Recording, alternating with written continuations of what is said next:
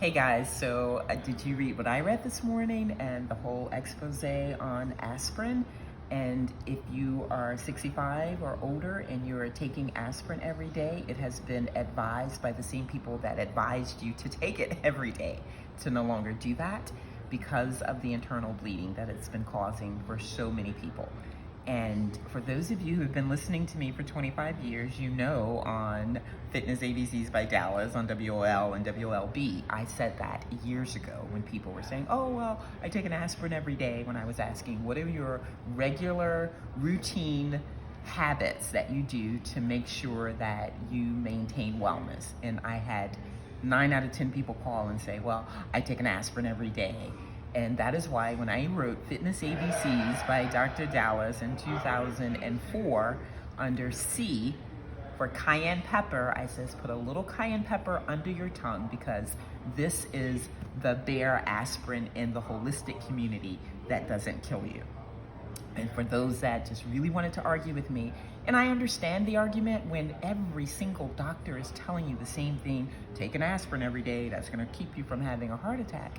At some point, who's Dr. Dallas saying don't do that? Dr. Dallas was the person that says, okay, just take away all the knowledge that you've heard from anyone and let's just think on our own here. Let's utilize what's between our 2 ears and let's just do an example. It's just the same thing when everyone says you need 8 ounce glasses of water every day. And I'm saying, how does that work exactly?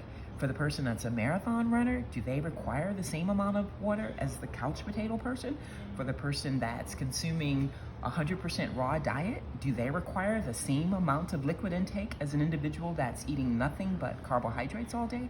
So sometimes, even though information is so prevalent and everyone's talking about it, or it looks to be so well documented, even anything that I tell you, you just have to kind of take that information and start connecting the dots for yourself.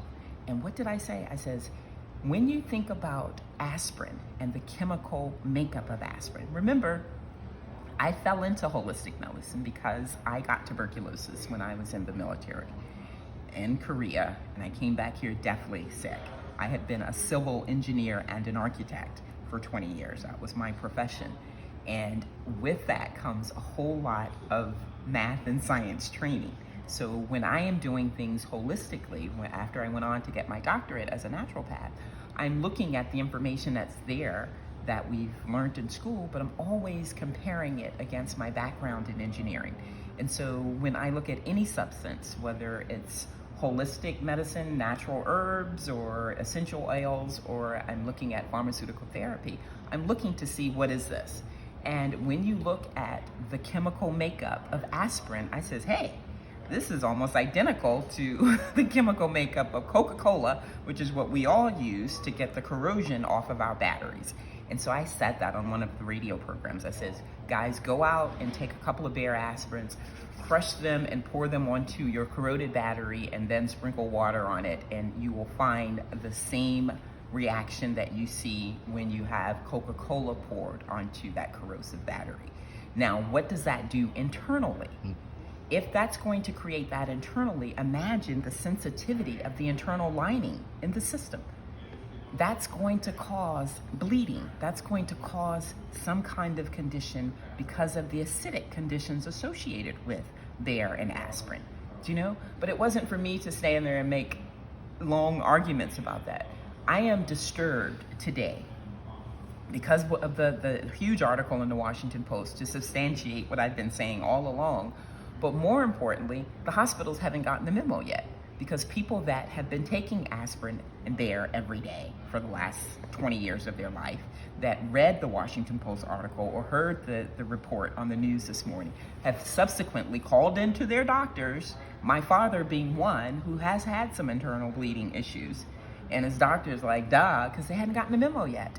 And so when you look at things that happen like this, and you say, where is the accountability? Because as a citizen of the United States, you ought to feel comfortable with what's being prescribed by the white jacket, you know. But when something comes, and this is not the first time that this has happened, it has happened time and time and time again, where the medical society industry tells us to do something and we do it for years, not a couple of years, but I mean 15, 20, 25 years, and then it's like, oops, Oops. And that's what you get today. But look at the coincidence of the timing of when this information comes out. And this is the bigger aha moment, because I am saying to some of my friends this morning in the holistic industry, this isn't rocket science. You don't have to be a doctor. You don't have to have a degree in engineering to know that this information had to have been known for a while. And so why is it just coming out today when there's a whole lot going on with us having to take direction from the government on a lot of things? The same government that just said, oops.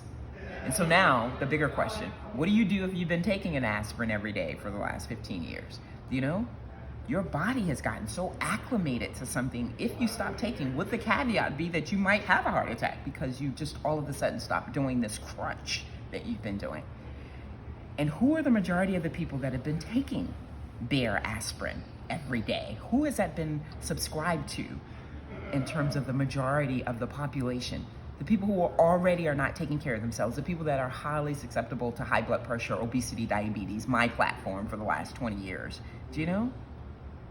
It's just another thing to think about. So I don't want to go there. I just want to go back to what I've said about everything else. At some point, you have got to become responsible for your own health. At some point, you've got to sit down and do the hard work and determine, what is this thing that I exist in, this machine? And like every other machine that you're passionate about, your vehicle, you know, your iPhone, that you make sure that you know how it works, what protects it, what's the best thing for it, what's the best cover for it, whatever. You have to start figuring out, how does the human body work? And that's what I tell people during this whole pandemic thing. You've got to know what makes you well and what makes the body unwell. And until you understand that, you're just going to be someone's test project, you know? And who knows what would happen, you know, because you can trust you. And so anyway, we're going to be starting a program any day now where we just start giving you some elementary information, some basic foundational information that you can begin to become self-reliant and self-sufficient. I want to assist you on the journey of obesity, heart disease, and diabetes prevention, because when you get that, I think you're going to be able to combat most disease and illness, and you'll be able to understand what disease and illness is. I've been rambling, but I just felt almost an obligation to just mention this because I'm angry about it. I really am, but not for the reasons that you think. And those reasons, I have a popcorn business that I'm running, and I'm not trying to have the government come after me, but I'm trying to help you as much as I can. So, shalom.